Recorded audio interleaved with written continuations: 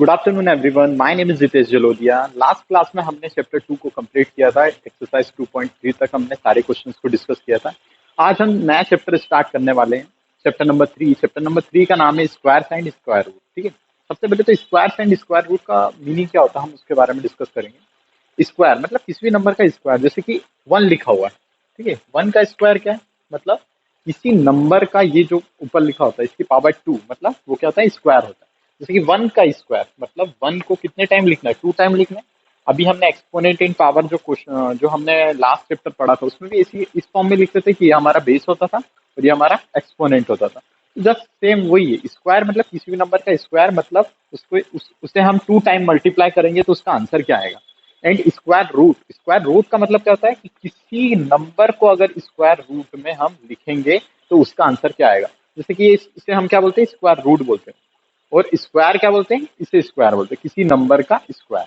और square root किसके बोलते हैं, जिससे हम इसे डिनोट करते हैं। जैसे कि आप लिखा हुआ है 25, तो 25 का स्क्वायर रूट क्या होगा, तो आपको पता है कि हम इसे 5 का स्क्वायर लिख सकते हैं। ठीक है, अब ये स्क्वायर से ये अंडर रूट कट जाएगा। ठीक है, स्क्वायर रूट कट जाएगा तो हमारा आंसर क्या जाएगा, 5 आ जाएगा। है ना। तो सबसे पहले जो डेफिनेशन क्या है स्क्वायर और स्क्वायर रूट की, स्क्वायर जो आपको बुक में मिल जाएगी की डेफिनेशन क्या होती है, स्क्वायर और स्क्वायर रूट मैंने एक्सप्लेन कर दिया कि स्क्वायर क्या होता है, किसी नंबर का स्क्वायर, और स्क्वायर रूट हम इसे बोलते हैं। ठीक है, चलो सबसे पहले इस चैप्टर में है ना कुछ मतलब कुछ मेथड भी हम पढ़ेंगे। डिवीजन मेथड से हम स्क्वायर रूट कैसे फाइंड आउट करेंगे, कितना भी बड़ा नंबर हो कितना भी छोटा नंबर हो उसे हम फाइंड आउट कर सकते हैं। अभी हमें क्या करना है कि हमें 20 तक सबसे पहले तो स्क्वायर रूट आपके याद होने चाहिए कि मतलब किसी नंबर का स्क्वायर क्या होता है वो हमें 20 तक याद होना चाहिए। ठीक है, 1 लिखा हुआ है तो 1 का स्क्वायर कैसे निकालते हैं बेटा, उसके पीछे भी हम सीखते हैं कि हम उसे कैसे फाइंड आउट करते हैं।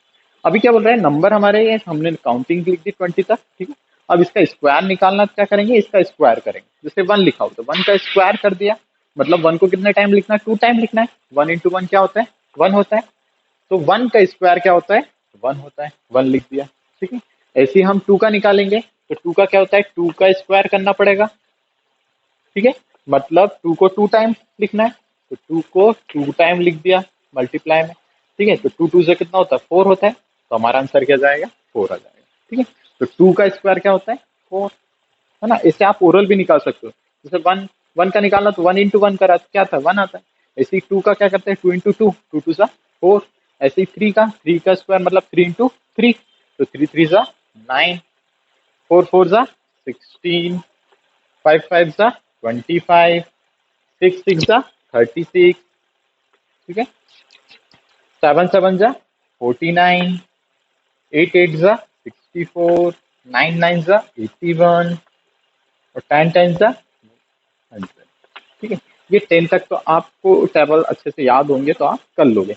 पर इनको हम कैसे करेंगे, इनको हम अगर हमें टेबल नहीं याद है तो हम क्या करेंगे, 11 है, 11 का स्क्वायर निकालना है तो 11 को क्या लिखोगे, 2 टाइम मल्टीप्लाई करोगे, है ना। तो इसमें कितना टाइम कंज्यूम हो रहा है, तो आप अगर इन चीजों को डायरेक्टली याद रख लोगे तो आपका क्वेश्चन और जल्दी हो जाएगा। ठीक है, ये मैंने लास्ट क्लास जो 7 क्लास जो आपने पढ़ी थी उसमें भी मैंने ये चीज लिखवाई थी आपको और याद भी करवाई थी कि आपको 20 तक स्क्वायर रूट याद होने ही चाहिए। ठीक है, तो 10 तक तो सब बच्चे कर लेते पर 20 तक आपको सबको याद करना है। ठीक है, चलो 11 का करते हैं। 11 का क्या होता है बेटा, 1 2 1 होता है, 121।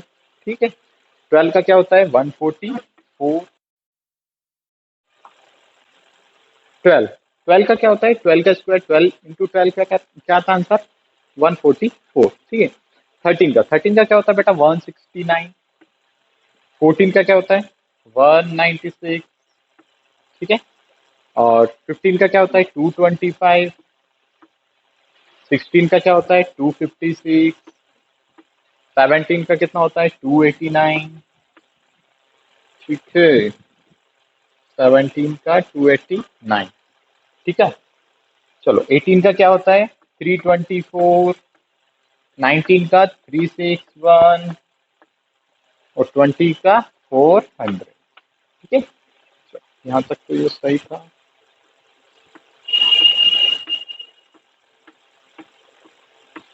ठीक है, तो आपको 20 तक स्क्वायर स्क्वायर किसी भी नंबर के स्क्वायर आपको याद होने चाहिए। ठीक है, अगर आपको ये नंबर दिया जाता है जैसे कि अंडर रूट में आपके पास लिखा 400, अगर आपको ये चीज याद होगी कि हमें पता है कि 20 का स्क्वायर होता है तो हम इस चीज को डायरेक्टली लिख सकते हैं। जैसे कि अंडर हमें पता है 400 किसका होता है, 20 का होता है, तो हमने लिख दिया ये 20 का स्क्वायर होता है।